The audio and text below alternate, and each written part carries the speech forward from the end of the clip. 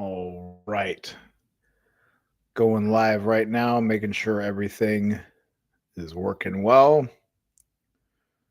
It's funny, I have this thing where I just don't want to be talking to myself.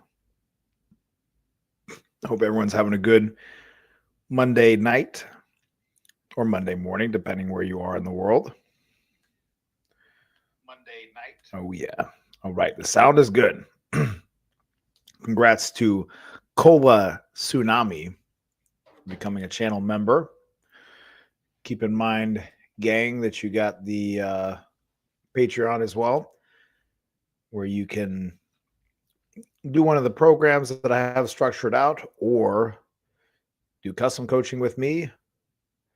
Have had some good successes recently.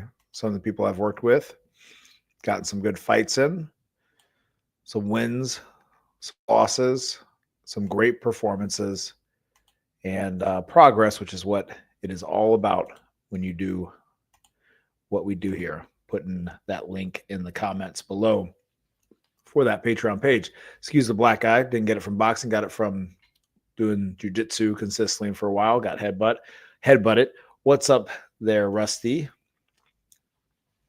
Got an hour of boxing playing on the side right there. Obviously got Hagler versus Hearns. I remember hearing that, or rather reading, that Hearns was getting his legs massaged before the fight. And Emmanuel Stewart was pretty upset about that. And he thought that was one of the contributing factors to the loss. Obviously, good tactical strategy by, look at that, beautiful short punches by Hagler to mute the power punching Hearns that needs you a little bit more at the end of the punches to make power.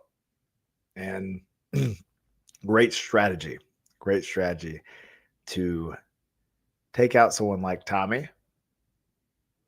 But if you notice, Tommy's legs buckle and get tired really fast in this fight. And just something to think about. Thoughts on MMA Guru? What is MMA Guru? Should I know what that is? Please, if you don't mind, RJ, let me know what that is. Google. I'm going to Google it. MMA Guru. Oftentimes, so MMA Guru channel. Oftentimes people ask me things about things, and I'll be like, yeah, what the hell is this, that, the other thing? Okay, so, the best MMA podcast. Yeah, I don't have a thought. Is it good? Tell me what you think there, RJ. What do you think about it? Got some good training in today. I jumped in to coach some classes. Oh, this is a good fight here. These are supposed to be like some of the most exciting rounds over the past 50 years or something like that. But anyway, ready for any boxing training questions, thoughts, and concerns.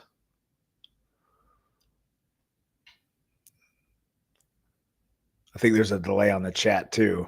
So I know RJ probably already posted the question or his thoughts on MMA Guru. My question for everyone is, have you been shadowboxing consistently? That one thing that everyone doesn't want to do. That's like with me getting into BJJ now.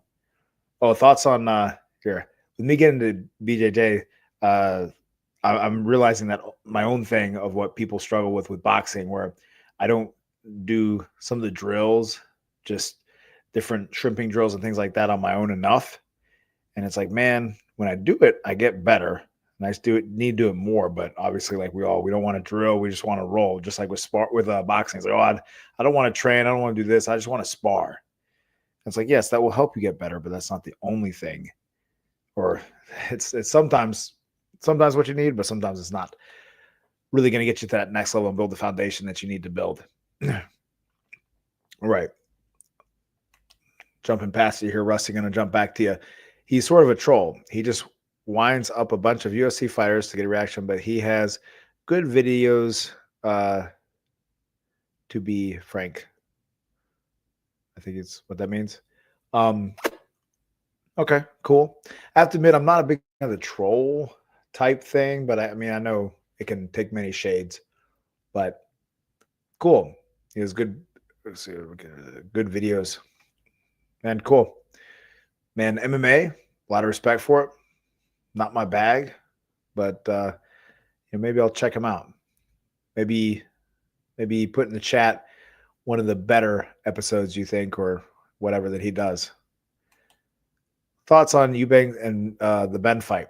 So I didn't pay the $24 to watch it. I didn't get a chance to find it on streams. My wife was playing a concert, things like that, so I wasn't able to watch it. But from what I saw, it looked like, and from some of the things I know about both of the fighters, it looked like Ben was trying to just, because he's a power puncher, he was just punched him. He lost the power to his punches because of not being able to relax, and his punches looked pretty ineffective there later in the fight, where Eubank seemed a little bit more conservative with the power that he would output with his punches, but his output with punches was more. He was able to just kind of out-sharp and out-work Ben from what I saw, but I just saw the highlights. I didn't see the whole fight. So let me know what you thought. Or if you can drop in the link, the whole fight somewhere that isn't some video where it like goes in super close and super far out, because it's hard to see anything going on. Like the ones on YouTube that I see where it's like you see this view here and then it clicks right in super tight where you can't see either guy. It's pretty hard to tell what the hell is going on in those, at least in my opinion. Coach, I've been an avid boxing fan for almost a decade now, and I've subscribed or listened to almost every boxing analyst on YouTube and SportsCenter, and can say your content is underrated as F. Thank you, Jared. I really appreciate that. Shout out to the Hey Arnold icon you have there or whatever. Very cool. But man, I really appreciate it. Really appreciate it. A lot of boxing coaches talk about a lot of the commentators and things like that. Even some of them, have experience, some don't. Man, some of them say some really dumb stuff. They start talking about some really dumb. I wonder if they incentivize them to talk about dumb stuff and not dive deep in the skill and technique and things like that, and talk about people's shoes and things. Because when you just double down and talk about boxing technique, that's what people want to hear. That's what people enjoy. All right. Let's see here. It's good. We're getting into the juice right now. I'm going to wrap this up promptly at 10:15, guys, so you know. So let's get this action going. I have a fight this weekend, but hurt my calf last week. Tried sparring today, felt a sharp pain. Coach says I can't pull out and just need to stretch. Thoughts? Sharp pain. So if you have a sharp pain, I mean, obviously, I assume that your coach thinks that you're being a little bit of a baby. What's the stakes on this fight?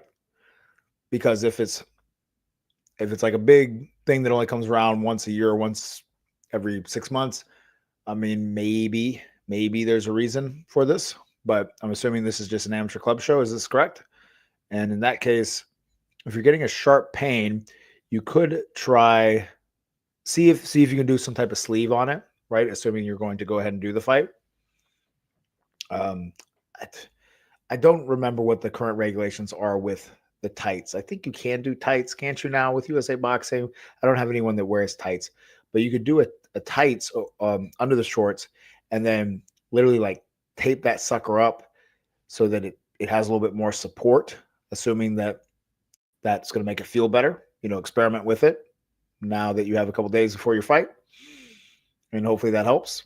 Icing it does help, and rubbing it out does help it as well, but there's a possibility you might want to step out of the fight. Joseph, what's up? There's a full fight on Turkish YouTube channel, Turkey Al Sheikh's YouTube. Okay, thanks, man. I was looking and I couldn't freaking find it, so thank you, man. I think the weight drain really had an effect on Eubank. His jab was effective, but it looked very slow, and he was getting countered. I watched the full fight on a Russian website. Well, man, feel free to drop that Russian website, and for not like exposing them in the chat, man, so I can watch that stuff, so I can watch these fights. Because I wanted to do a video about it because the highlights I saw, I was like, oh, that looks like a pretty interesting fight. And people said it was a good fight. So I would love to do an analysis of it and or at least get some better feedback on it. Wasn't willing to pay $24 for it, unfortunately. But definitely need to remember to check out Turki Al-Ashik's channel, since he's got all this stuff, man. The guy's multi-billionaire, so can throw up anything he wants on there. But yeah, well, I think you need to consider the sleeve thing I'm talking about. Pure grit and determination, nice fight. Yeah, that's what it looked like.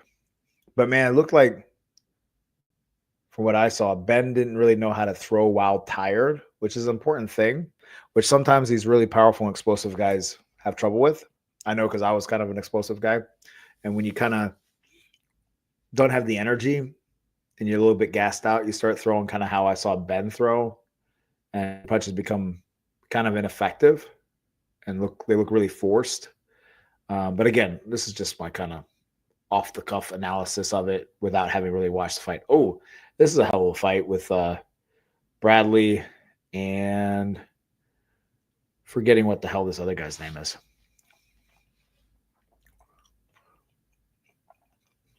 Well, how's everyone's training going? I hope it's going well.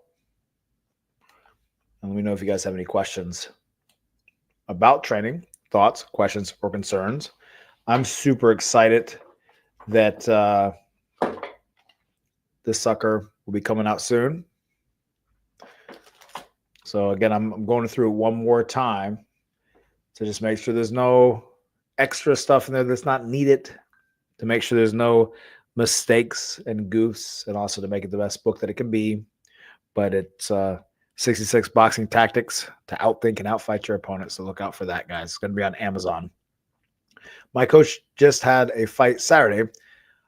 I was kind of shocked by how bad his form was, swinging and having to catch his own momentum. Is this because by being on the spotlight? Because he teaches good form. Yeah, I mean, that's the thing. That's the thing. So there's that famous line, like, do what I tell you to do, not what I do, right? Like, do what I say, not what I do. So there's every single person that is trying to help other people be better is going to do their own things that are stupid and wrong, right? And make mistakes. That's because no one's infallible and no one's a god. And that's where I do my best to really make that clear with this channel. That, hey, you can't hold anyone up on this pedestal. Any fighter, not these two fighters we're watching right here, not, Muhammad Ali, Sugar Ray Robinson, or Julio Cesar Chavez, because someone was commenting on that one, where it's like, oh, well, he was making mistakes because he was looking to set up the guy. Maybe that's what he was doing. Yeah, well, maybe means nothing. So, yes. And maybe your coach was off. Maybe, there's a lot of factors. And also maybe your coach does a lot of the wrong things, but he knows this wrong thing. He knows that they are wrong things. And so therefore he wants to make sure that you don't do those things. That's a thought too. Or it could also be the reason, or it could be that he doesn't know that much, maybe, or doesn't really practice that much. It could be a lot of things. Again, I'm not saying your coach doesn't know anything, but I'm just saying it could be a lot of things. But again, do what I say, don't do what I do. We are all humans. We all make mistakes. Great question, Luis. Also, he got tagged a lot by the opponent on the back foot. Yeah, like rushing in and trying to do his thing. And that's where, having the spotlight and everything else could really mess people up. If your coach is a good coach and he cares about you and he knows what he's talking about, that's what's important, even if your coach sucks at fighting. So these are truths, man. These are truths. A lot of the famous boxing coaches you can name me throughout the history of boxing, they were not great fighters. Let's say Angelo Dundee, freaking Cus D'Amato. Everyone loves themselves some Cus D'Amato, man. If I made a whole video trashing Cus D'Amato, I'd get a lot of haters. I'm not going to do that. But, he didn't have any fights or anything, and he probably looked pretty bad if he actually were to fight. Because, if you don't have a lot of experience, you're not going to look that great, particularly against good people. You can look good against someone that's not very good. All right. Ivar, what's up, brother? It's one thing being a coach, another a good boxer. Exactly. Not necessarily mutually exclusive. Precisely. Hola, what is up, Joey B? It was kind of a master's match. The opponent was 47 years old, great on the back foot, shortening his shots to catch my coach right on the chin while coming in. Truly amazing. Great work. And to me, the true judge of someone's value, right? If they're your coach, right? Or if like, I've been doing jujitsu, man. So it's like person that's teaching stuff, right? Like my respect and value of that person isn't necessarily how good they can do that art. I mean, that's part of it, obviously, but it's also how they handle themselves, how they handle defeat, right? So was your coach gracious in that defeat and, complimentary to the other guy, gave him his proper props, or was he not? He probably was pretty gracious. And so that means he's a good guy and a good leader. Joseph, should I do more step first, then punch off of lateral movement or punch while stepping to the side? Really both. The second one is harder, punching and moving to the side at the same time. So I definitely recommend you practice that because that's important. I feel like you can intuitively, and I've seen you in your footage, be able to move off to the side. But let's work on, stepping over with a right hand with our left foot and then spinning with the left hook a little bit to slide us off, or stepping over with the left hook, or stepping to the right as we shoot a right hand, and then stepping over, sliding the left foot to the right as you shoot the left hook. So definitely a good thing to practice. Should the distance with your legs remain the same as you front step, back step, etc.? And if yes, how should you train solo to fix footwork? All right, so this is a great question, Yasin. By the way, guys, if you don't mind, drop a super chat if you enjoy this. Buy Coach Keith a cup of coffee. Really appreciate it. So you want to have your stance, and I recommend you look at yourself in the mirror from the side view, right? So you're in the side view, looking at yourself in your stance, see how far apart your feet are. Then you step forward with a jab or whatever, or step back. You look at yourself on the side and you see, am I about approximately the same distance with my feet? And if you're not, fix it.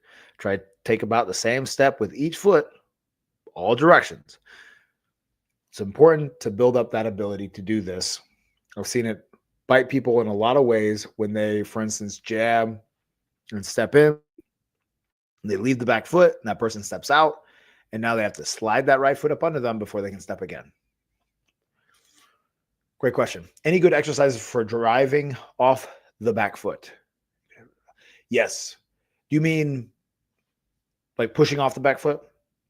I'm assuming that's what you mean. So I'm going to answer your question based off of that. Yes. One that I really like a lot is to take a band, put it around your waist, not upper body, because if you put on upper body and you step or drive off the back foot, you'll end up leaning forward overly. So put it on your hips and then attach it to a squat rack or whatever behind you, something that's sturdy.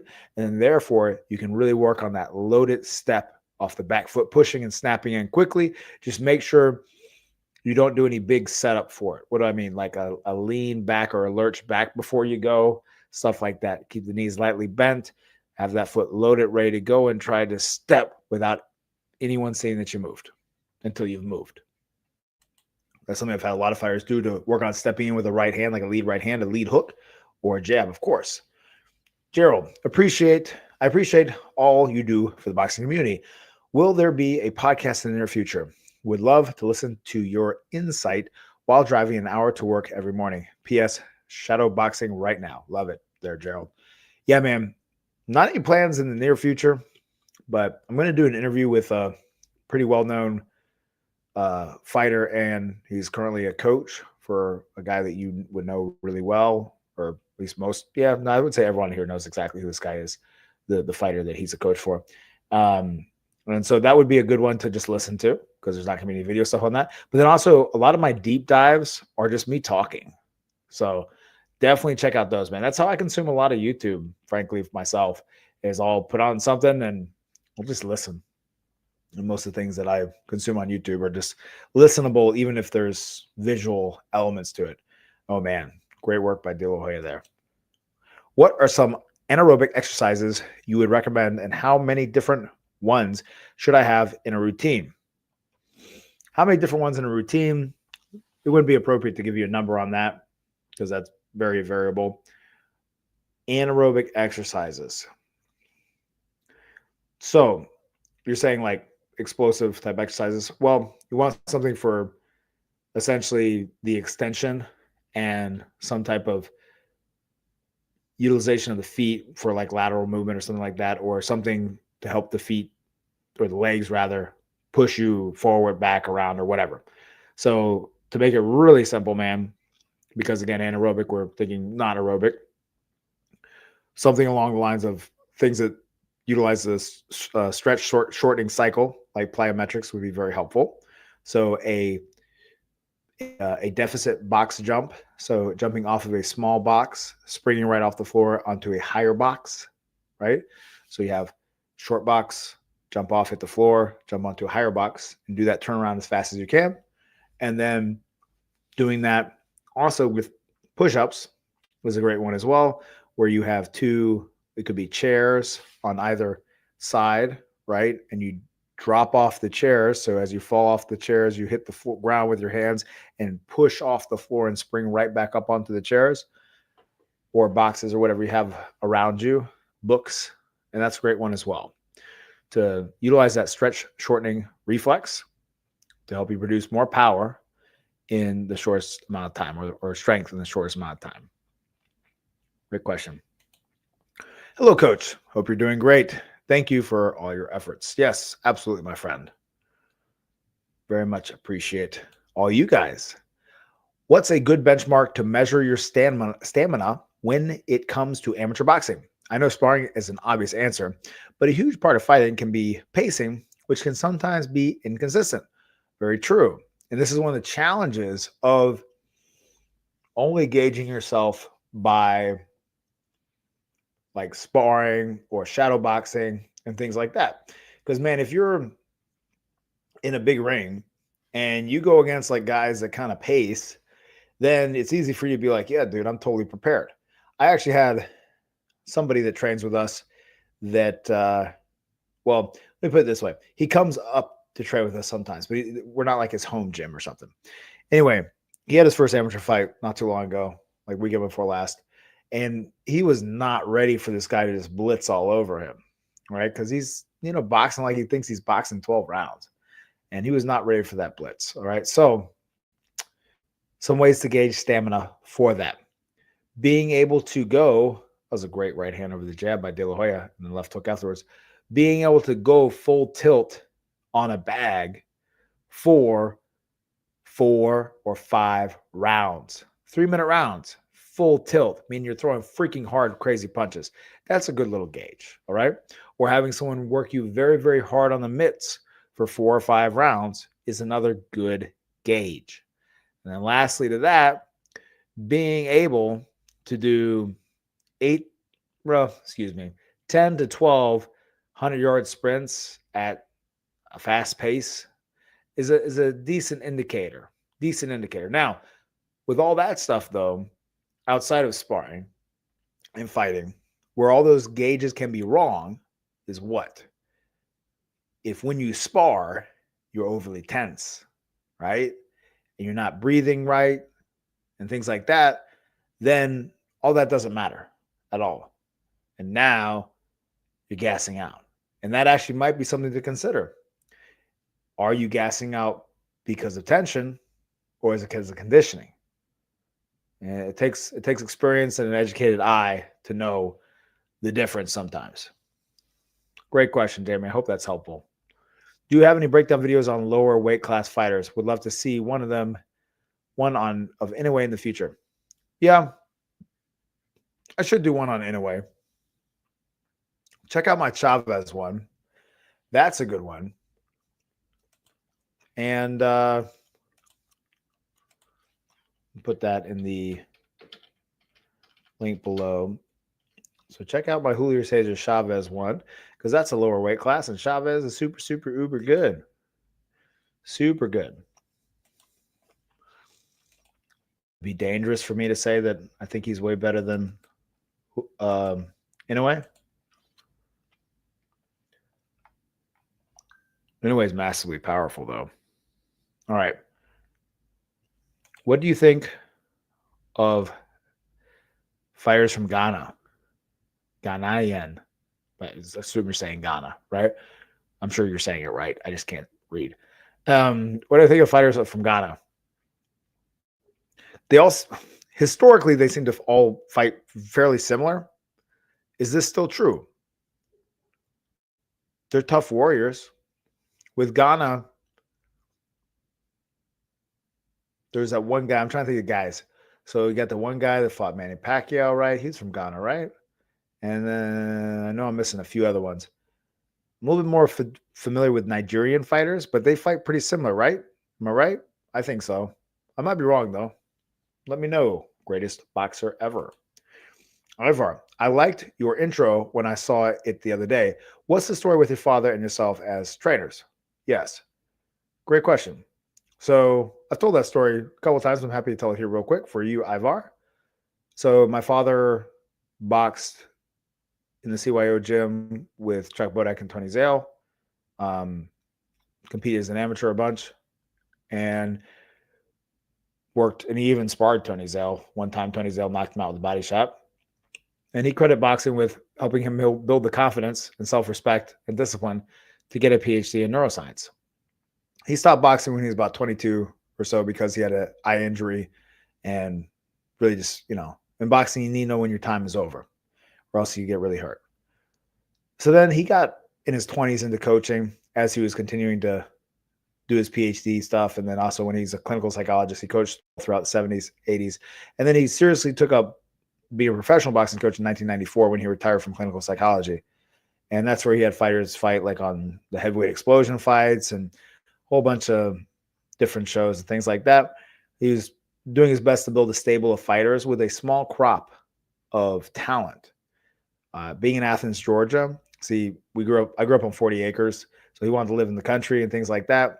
And we weren't near any big cities or anything like that. So the gene pool wasn't that broad. Now, in that time, though, people did come through. Like, if you guys know who Nate Campbell is, he would come up and spar all the time with one of my dad's fighters. Nate was a world champion. And, he had a lot of guys that were contenders and gatekeepers and things like that. And then probably the biggest person of note was not a boxer, but Forrest Griffin would train in our backyard. And my dad worked with him and his coaches. And me kind of seeing that is what made me be like, man, I want to get into this. And I had Lyme disease. For many years, had to drop out of high school. And because of it, I was about 125 pounds, super sickly. Give you an idea, I'm about 175 right now, which is around where I should be built at. And so I saw Forrest blowing up. I was like, man, I want to get into this fighting thing. And boxing always had this allure in the background, because my dad would always have the fight films and everything else, and also being around boxing gyms. And so, yeah, I got into it. And, I did my best, fought a little bit in the United States and Mexico, but I was going through antibiotic treatment the whole time. So I struggled a bunch. And then in 2010, I got a neck injury and interfered with my spinal cord, and I had to stop boxing. So then I started coaching fighters. And then pretty quickly, I was producing guys that were winning like Golden Glove State championships and things like that, building them up from scratch.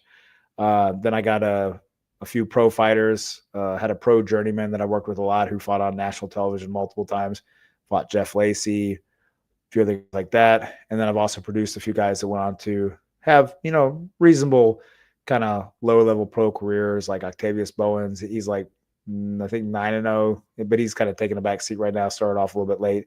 Or Jamarcus Polane, he's 12-0 right now, and a few other guys. So yeah, that's kind of like the long story short. And there's a whole bunch of stuff in between all that. But just to give you a little story on that. Any advantages to stepping first? Because I want to be clear, guys, with all this stuff, man. I'm not one of those people that's ever going to bullshit anybody. I'm not going to be like, yeah, man. Because there's people that I've been around that I can be like, yeah, I trained that dude. It's like, no, I didn't actually train that guy. I had someone that trained around that guy, or I trained around or helped out with something, right? But I'm not going to drop any of those things and say I did something that I didn't do. All right. So, any advantage to stepping first with the back foot before the front foot? Yeah, there can be an advantage. Hiding essentially how close you are. Absolutely. It's a good little trick. Thoughts on Ricardo Lopez? I don't have a ton of thoughts on Ricardo Lopez other than he was a good fighter. I watched a couple of his fights, but I, ain't got much to say beyond that. I'll tell you who I really like is it's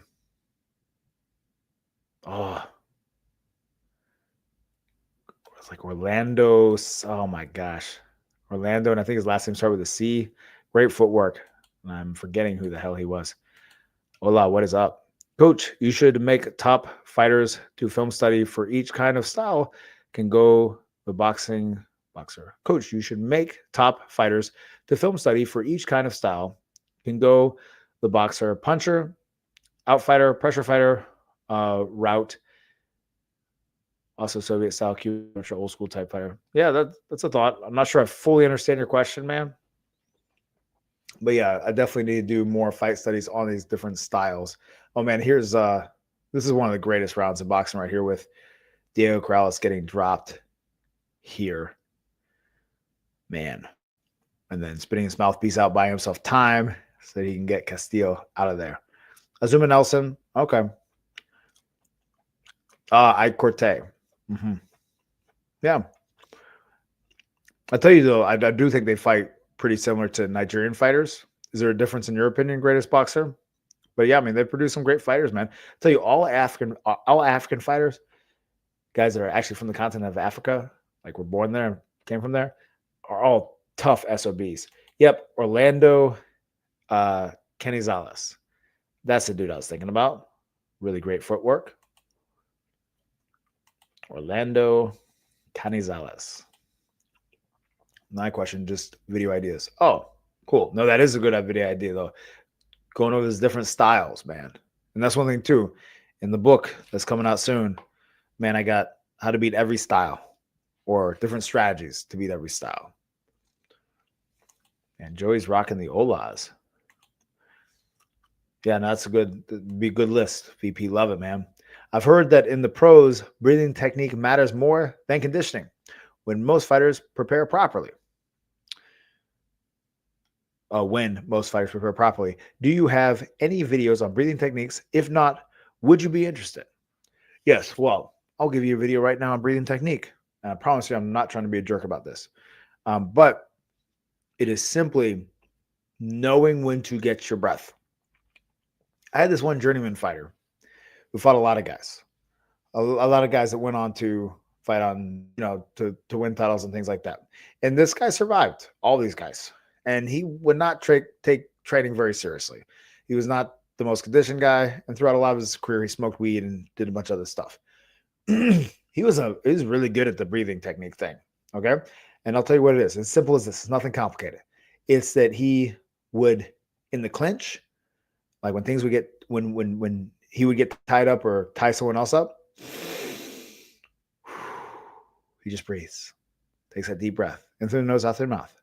And then when he goes back into the corner, get that cup off your stomach. Because sometimes that cup can stick into your stomach a little bit, right? Ask the coach to do it for him.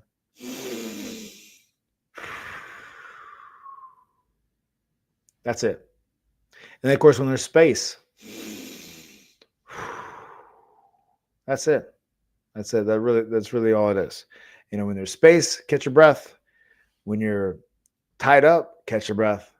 And when the round is over, catch your breath. That's it, with deep breathing. But try that when you spar, because you're probably not picking good spots to breathe. And that's one thing that I think has helped me with having boxing experience going in and messing around with jiu-jitsu is, unlike another person that's just starting that martial art from no experience of any martial arts, I do have those ideas and that knowledge of like, hey, like, let me try to lower my heart rate and catch my breath.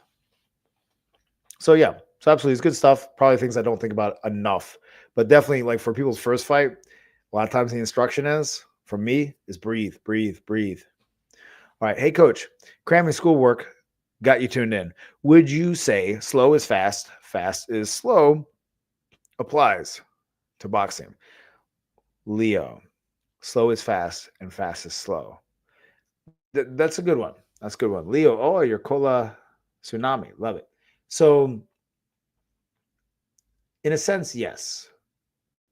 Guys that are looking to explode, and you can tell they're ready to go. You can see that versus just moving kind of fluidly with some pace to it. People can't see, right? If like I'm right here at you, and I'm just like, oh, I reach out, I'm gonna hit you. But if I before I go, you can see me rear up for it, get ready to shoot. That is slow. It doesn't connect as much. That's one of the things, like, you guys heard this one before, to throw a jab, just act like you're grabbing something off a shelf. You know, here, I'm going to grab something off the shelf. Boom, boom. That's it. Reach, just reach, boom, grab off the shelf. Great question. I'm currently doing boxing at a local Kettner boxing school. Awesome. I've done traditional martial arts and modern kickboxing. I feel that boxing is more of a middle ground than I expected. Or is it just me? That's an interesting take that I wouldn't necessarily disagree with. When you say middle ground, like, what do you mean exactly? I feel like boxing is more of a middle ground than I expected. Yeah, I mean, it's definitely not. Let me know what you mean by that. I don't know if I catch it. I don't want to assume, because when I assume, I'm making an ass of you and me, right? I don't want to do that. Greatest boxer ever. Where can I order your book once it's out and hope your eye heals up? Yes, it's healing up just fine. I feel like I'm just like turning into like a jiu-jitsu bragger person. But yeah, I did it 5 days of jiu-jitsu last week. And so it's just slow to heal up, man. I got to, experience my middle age crisis in some ways, since my brain doesn't probably need to get hit too much anymore. But it will be on Amazon as I zone out. Hola, Joey, what's up? Do you need something, Joey? All right. It is it not slow is smooth, smooth is fast? I think that might be the quote, actually, that Leo was looking for. How to keep your shape better. That's something I've noticed a lot more with conditioning work. When I'm throwing back to back 1-2s, after some time, it's hard to take deep breaths. So then in that case, how should I breathe? Well, okay, so there's either a couple things going on here, all right, without seeing you and being in the gym with you. So it's simply, and it's only a few simple facts. One is, maybe you're not actually breathing truly all the way on your 1-2s. What does that mean? Not like, right? But are you kind of holding the breath? I'll give you an example with running. I did racing for a while, like road races and things like that. And I noticed when I was first getting into it, I would start off and I'd be like, I'm feeling great. And you're going really fast. And you're like, dude, I'm not even breathing, right? You're using your breath as a metric for how hard you're working. But then eventually you realize oh crap, I wasn't actually breathing deeply enough and enough at a fast enough rate that all of a sudden, oh my gosh, then you tanked out and you're like, damn, oh my God. And then you're over the edge. You're fatigued. So probably the same thing's happening with you when you're throwing your 1-2s over and over again. You're either maybe breathing like too heavy, where you're like hyperventilating yourself almost, or you're not breathing enough, or there's tension in places you don't realize, you're not noticing. So do your best to see if there's tension on anything. There should be no tension. There should be no tension, Jamie, until the end of the punch. No tension. You get that down, now you're getting into the realm of Muhammad Ali, Sugar Ray Robinson, the greatest boxers to ever do this sport. And then also, sometimes be able to throw 1-2s without even, quote unquote, breathing. What I mean by that, not breathing on the punch. So not or well, that's one thing.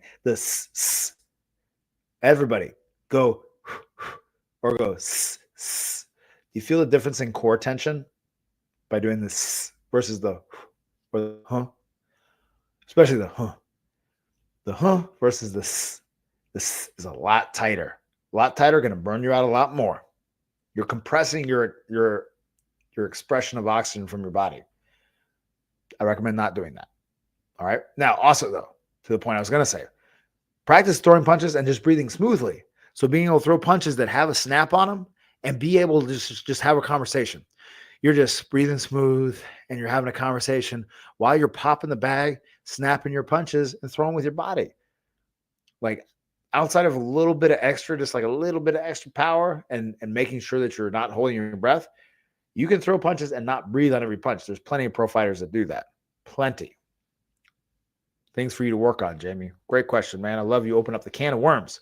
So to clarify, the hands flow like kickboxing, but the footwork feels like the karate style, sparring footwork. Interesting. Well, there's definitely crossovers with all this stuff. And of course, remember, it's like none of this stuff happens in a vacuum, right?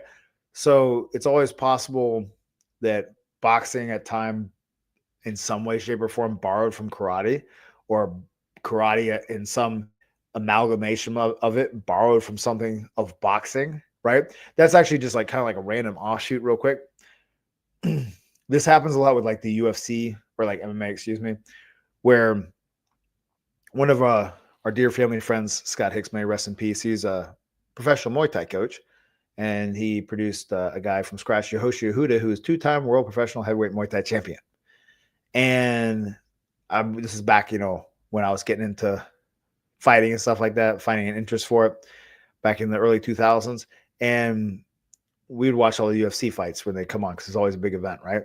And you'd have Joe Rogan and people like that saying, "Oh man, look at that amazing karate kick. Look at that amazing this, that, and the other thing move," right? And Scott would be like, "That's a Muay Thai teep," or like, "That's a Muay Thai leg kick." What the hell are they saying? So there's, nothing happens in a vacuum. But man, yeah, it's awesome. Boxing is a martial art. A lot of people don't respect that and understand that. And it's a beautiful martial art. Just like how, you could criticize, for instance, like judo for not being diverse enough as no-gi jujitsu, which is almost like what people do with boxing. But, people don't generally. And you shouldn't criticize boxing the same way. And I think just because it is so popular of a sport, and it truly is one of the kings of sports, just because fisticuffs and trading fists back and forth is just so damn exciting. Something about it. And it's also truly, in a lot of ways, I believe, in my opinion, America's martial art. That's my own little line. I don't mean that to be insulting to all the people that are watching across the world, but the home for boxing has been America, as far as it going to like just the elite popularity. Okay. I don't mean the best fighters come from America. I'm not saying that. I'm not saying, anything like that. I'm just saying, like, as far as like some of the pinnacles of boxing historically has been from America. All right. Jamie, I get tension when I throw my barely I can read today. Okay. When I throw my straights in my core. Okay. Well, that's a problem. That's a problem. That's probably leading to some of your tiring out. All right. So work on that and consider the breath stuff I talked about. Nice tips on breathing. It was on my mind a few times and you answered it perfectly. Thank you so much, Joseph. Yasin. By the way, guys, drop me a cup of coffee if you would. It'd really be helpful because I'm fading fast. When you jab, should you put your weight on the ball of the feet? You should land on the ball of your foot. You mean if you're getting ready to jab and step?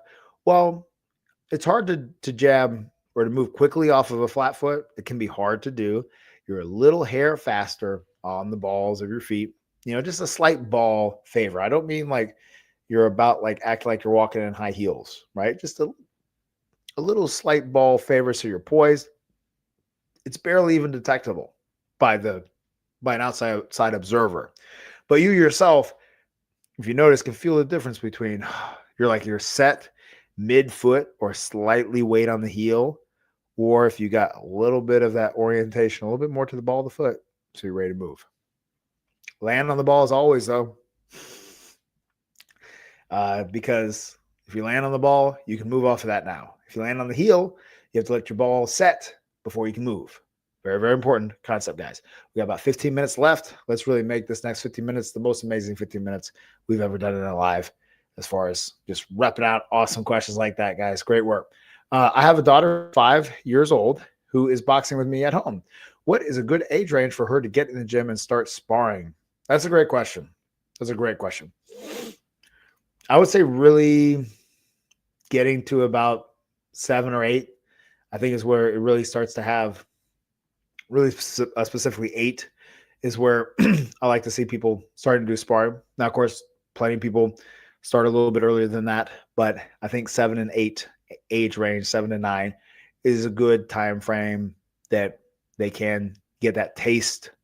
But I really ask you there, I have an 8-year-old daughter.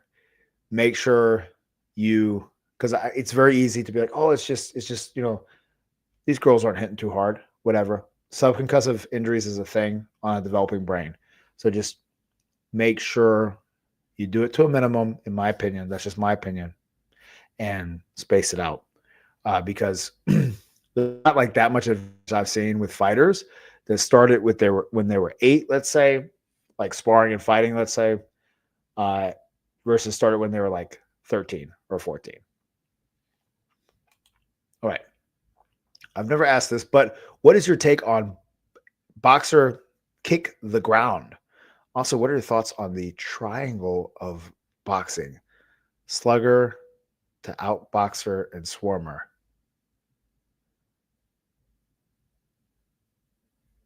Man, I'm sorry, brother. Kick the ground. I don't know what that is. So let me know what that is. And the triangle of boxing.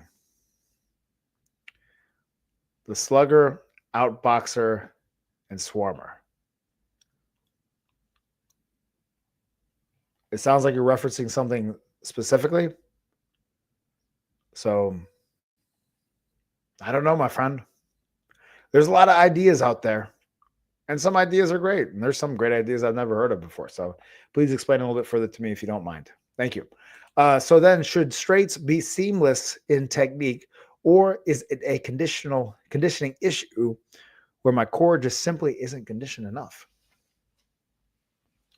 So then, should straights be seamless in technique, or is it a conditioning issue?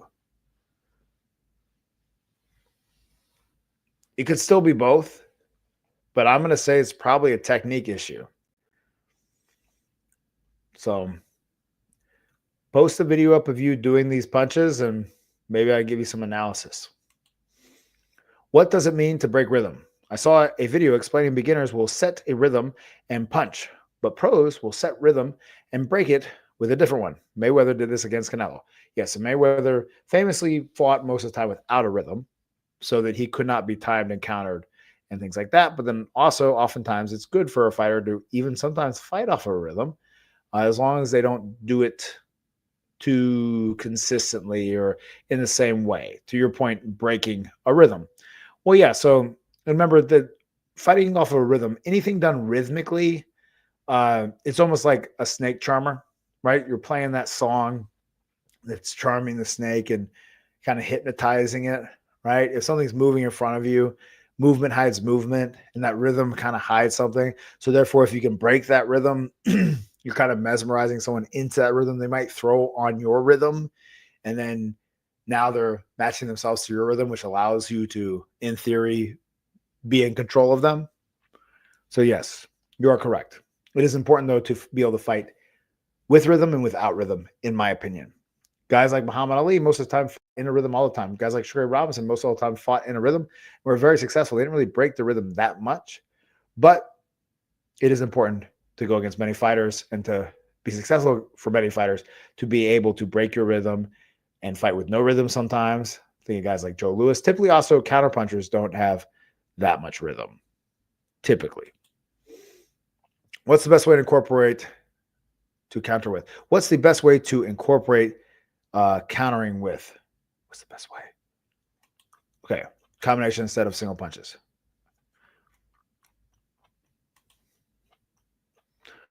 We want to counter with combinations typically. Now, there's that concept of overstaying. Like if you watch my Canelo analysis video, which you guys should watch if you haven't already, there is such a thing as countering with too many punches. You overstay your welcome and you open yourself up to be hit by something you didn't see. But generally, we want to counter with combinations. Generally, what I find is the problem with people that I work with is they will do a brilliant one counter, right? Block some shots, counter, bam, crack the guy, one shot. Versus countering in a combination. Put 2 or 3 together and then get out of there. Top 3 fighters we should watch film on. Man, we had this question last time. I'm happy to answer it again. Man, there's so many good ones out there. So, but I'm going to give you my own kind of little list. Everyone here needs to watch some Joe Louis. If you guys really want to know boxing, watch some Joe Louis. I know I'm just sounding like I'm freaking 85 years old right now. But maybe that's the dad, my dad and me, Doc Kepner, spending so much time with him. And Chuck said the same thing. If you want to really learn the basics and the foundations and the fundamentals, watch Joe Louis. Now, does Joe Louis just do everything perfect? Does Joe Louis do everything exactly the way that I say you should do it? Doesn't mean I'm right either. You might be obviously more right than me, being heavyweight champion for the longest amount of time and the record number of title defenses. But with Joe and his coach, Jack Blackburn, that's when boxing really started to become a science, and it's easier to kind of see all the pieces coming together. So that's a good one. I think everyone should spend some time watching Georgie Benton. I think everyone should spend some time watching some Sugar Ray Robinson. My first Golden Glove champion, I had him watch nothing but Sugar Ray Robinson. He was a heavyweight version of Sugar Ray Robinson. It was pretty good. All right. The triangle, great question. The triangle suggests that one of the 3, Swarmers, Outboxer, and Slugger, one is stronger than the other, but weaker than the last. Example, Slugger is weak to an Outboxer, but stronger than a Swarmer. Yeah. True. Interesting stuff to chew on. Thoughts on Hrgovic. His next fight is Frank Sanchez. Winner gets title shot. His new trainer is Abel Sanchez, ex-trainer. Yes, familiar with Abel.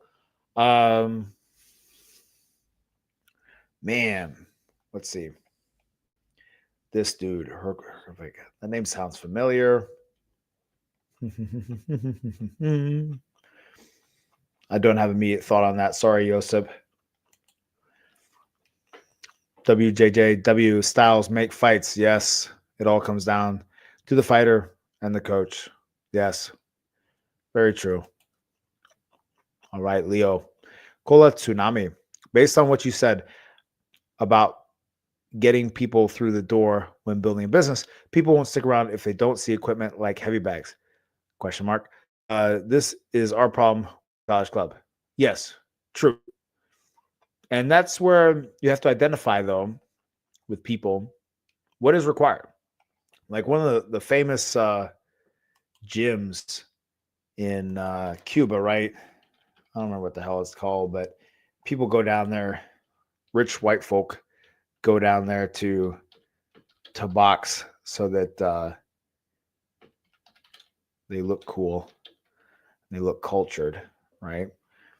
It famously is just, the Rafael Trejo gym in Havana, Cuba, right? You should show them a picture, Leo, of that. Let me do a.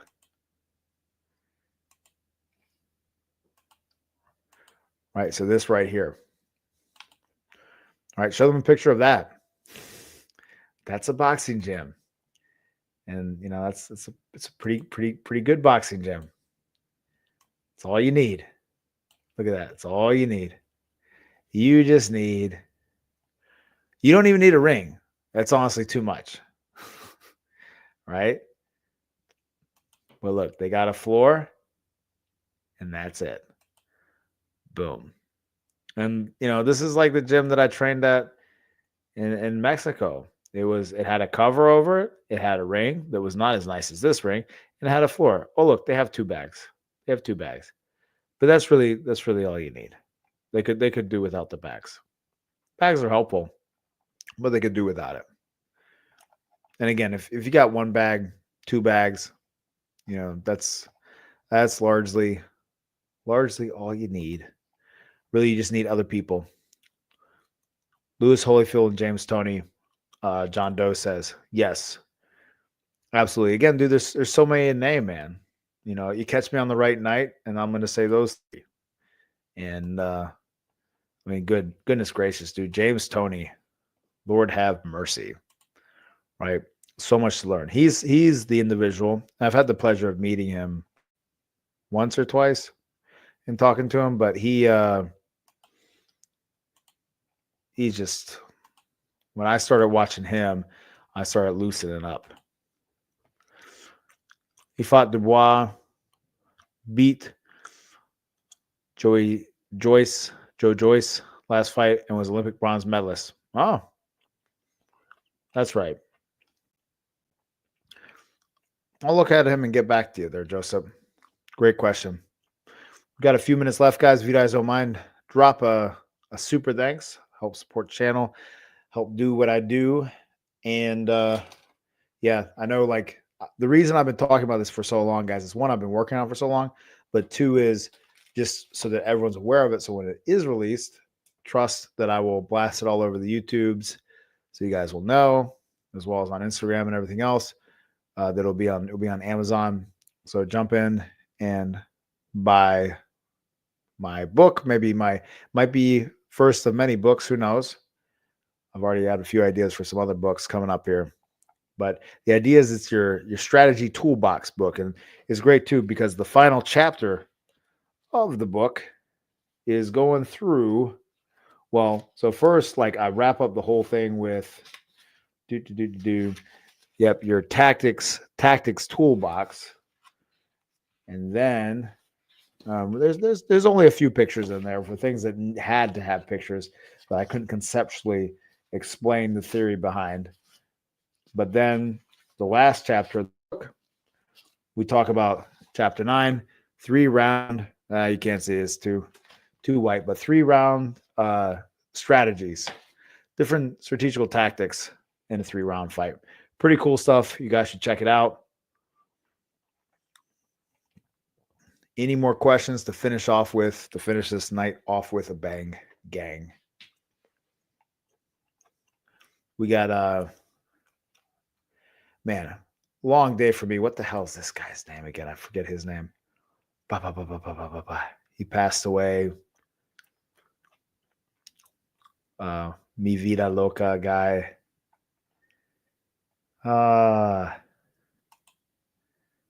Let's see.